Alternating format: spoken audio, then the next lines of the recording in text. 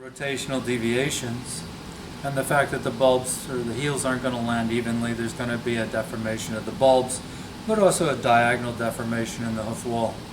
One other thing that happens with those horses that have multiple rotational deviations or many twists up through the limb is they'll spin quite a bit at the point of breakover. So this roll on that heel will ease the landing phase, right? Because they're landing unevenly. Those horses are susceptible to side bone or an ossification of the collateral cartilage. But those horses will also twist at the point of breakover, especially in the hind limb. And so I want to give them a place to spin. They're going to spin just at the point of breakover, and sometimes it'll be significant. You'll see that hock going out. So I'm going to show you a quick way. I widen the width of web just so that the ability to spin. Take that resistance away, you'll get less movement of the hock. And we'll put a tab in there, which is also good for subtle suspensory issues, superficial flexor tendon issues. And I'll draw out the toe, just so we're going to take away the resistance in the spin on a deformable surface and try to help them out. This is a shoe for multiple rotational deviations of the hind foot or limb. I'm going to put a little more point in that toe because the modification I'm going to do is going to widen that up. I'm going to cross tong here, take the round side of the hammer, and like I was drawing a clip, I'm going to push material out of the center. If you have trouble hitting the centers, you can put a prick punch mark there so you have a target. I'd like to stay outside of the halfway point in the middle of the shoe. I'm just going to draw that down there. And that's what it looks like on this side. Every time I pull it out, I'm going to use the round side of the hammer. I have it up on the horn. I'm going to draw out material from the ground surface. And then I'm going to use the flat side of the hammer, come up here a little further. I'm going to walk back and forth across there. And what that does is it cleans up the backside, so I no longer have all those tracks, bumps in there.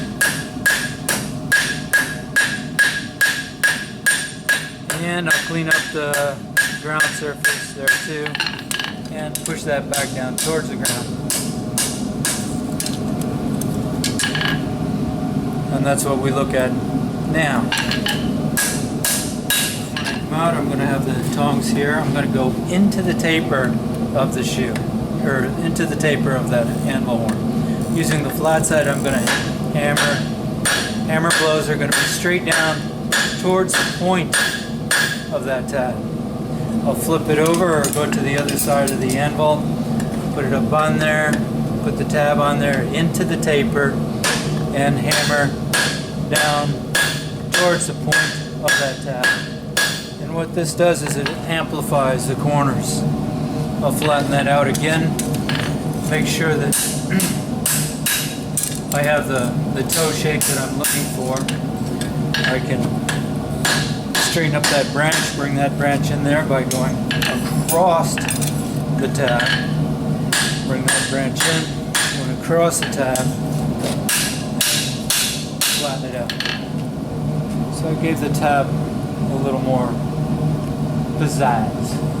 I have the tab built into it. Now I'm going to draw out the toe. And this is going to give me more material,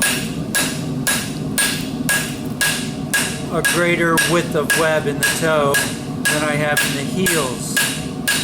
If a horse has multiple rotational deviations within hinge joints, does a lot of spinning just at the point of breakover, I'll make this up for them to give them a spot to pivot on at the point of breakover.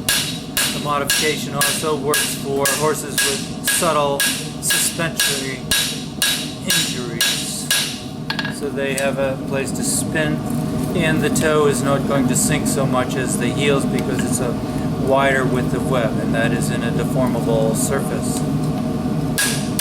So I'm looking for 1.25 to 1.5 inches from the point of the tab to there.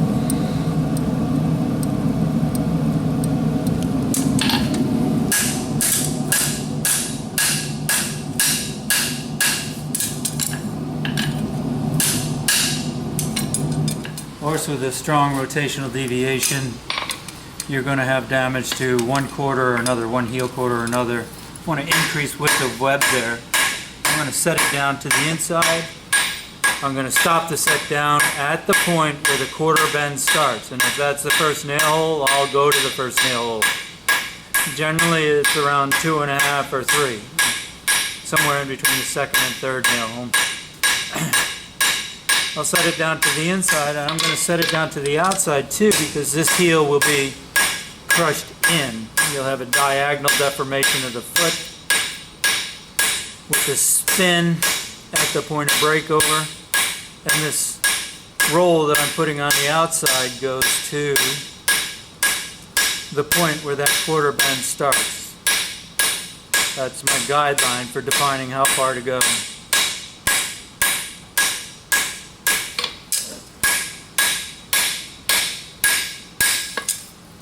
And I've chosen a hammer with a little broader round side of the hammer. Further dress up the shoe, I'm going to fix up the check. I'll put the toe on the horn, I'll put the heel on the horn, I'll set that down. As I'm coming up, I'll give it a tap there. That just turns it so it's out of the way of the other branch so I can get to it. I'm going to make some glancing blows. And those glancing blows are going to straighten out that quarter. Once I have that branch sitting on the anvil, then I can bump into it more and blunt that up. I want about 2/3 on the inside, 1/3 on the outside. I'll bring it up here. A few glancing blows when it hits bottom or hits the horn. Then I'll come in and bump that 1/3 into the outside quarter.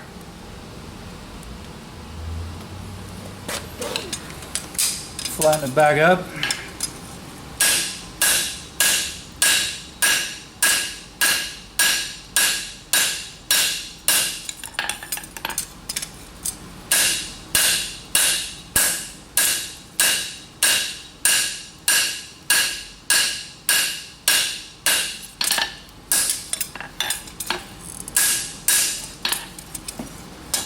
Clean up that heel.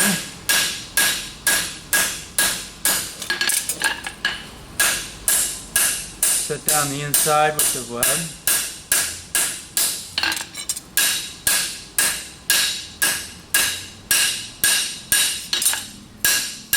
So I've set down the inside width of web. I'm trying to increase the width of web. I have a flat spot for the hoof wall to sit on. Right, so all of this is inside of the hoof wall.